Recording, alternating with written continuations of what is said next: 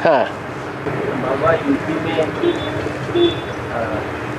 बहुत यादगार है देवी देवताओं का, लेकिन वहाँ पे ज्ञान लोग जल्दी सुनने को तैयार नहीं होते। ऐसा क्यों है? कैसे सेवा की है? बाबा ने कहा दक्षिण भारत है भारत का विदेश, और उत्तर भारत है भारत का स्वदेश। तो जहाँ स्वदेश है वहाँ भगवान आते हैं कि विदेश में आते हैं? स्वदेश में भगवान आते हैं। और जहाँ आते हैं वहाँ के लोग पहले संपन्न बनते हैं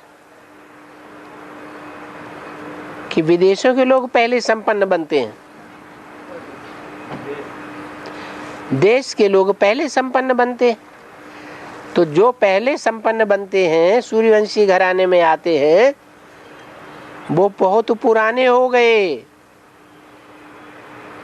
और जो बाद में आते हैं वो उतने पुराने नहीं हैं। नए नए आते हैं तो नई आत्माएं कही जाएंगी। प्राचीन है तो सनातन धर्म के कहे जाते हैं, सनातन माने पुराने।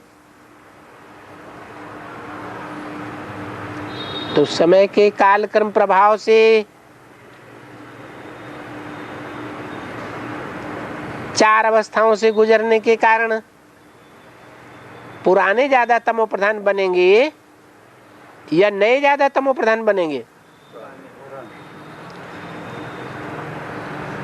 तो नॉर्थ इंडिया, खास करके यूपी, जहाँ भगवान के यादगार बहुत माने गए। बनारस में कहते हैं शंकर भगवान का यादगार स्थान है। मथुरा में कहते हैं कृष्ण भगवान का यादगार है। अयोध्या में कहते हैं राम भगवान का यादगार है। वहां से जन्म होता है। जन्म होना माने प्रत्यक्षता होना। तो प्रत्यक्षता तो होती है, पूरा तमो प्रधान होने के बाद प्रत्यक्षता होगी सतो प्रधानता की, या पहले हो जाएगी? तो अभी पूरे तमो प्रधान कौन बनेंगे पहले? गिरती हुई दुनिया की दशा में कलयुग के अंत में सबसे जास्ती तमो प्रधान कौन देखने में आवेंगे? है नॉर्थ इंडिया वाले या साउथ इंडिया के विदेशी? नॉर्थ इंडिया वाले देखने में आ रहे हैं। उनकी बुद्धि में सहज नहीं बैठेगा। एक कुंभकर्णी निद्रा में सोए पड़े हैं। हम जानते हैं ज्ञान में चलने वालों में भी कोई पाप कर्म करने के कारण 100 गुना बोझ चढ़ाते रहते हैं, तो बहुत पाप आत्मा की स्टेज में पहुंच जाते। उनकी निशानी क्या होती है?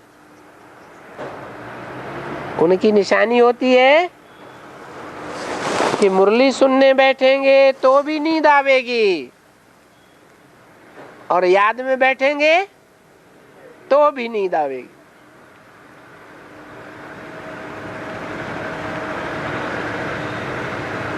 भले भी कितनी भी ज्ञानी तू आत्मा हो, उनके ऊपर पापों का बोझ इतना चढ़ जाता है कि वो ज्ञान और योग को धारण ही नहीं कर सकते। ऐसी स्टेज हो जाती है। लेकिन मूल रूप में देखा जाए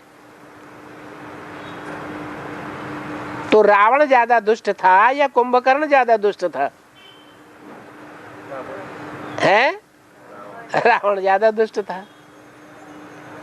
कुंभकर्ण फिर भी सात्विक स्टेज वाला था।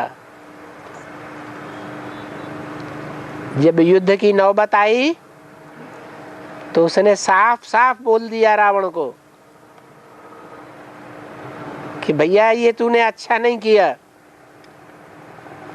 वो भगवान का रूप है, उससे टक्कर लेने में कोई फायदा नहीं। लेकिन निश्चिंत रहो, मैंने जन्म आसुरी कुल में लिया है, नमक आसुरी कुल में खाया है, इसलिए मैं अंत तक सहयोग दूंगा, मरते दम तक। तो उसने सच्ची बात कही या झूठी बात कही? सच्ची बात कही। तो भगवान क्या देखता है? भगवान को सच्चाई प्रिय है या और बातें प्रिय हैं? सच्चे दिल पर साहब राजी।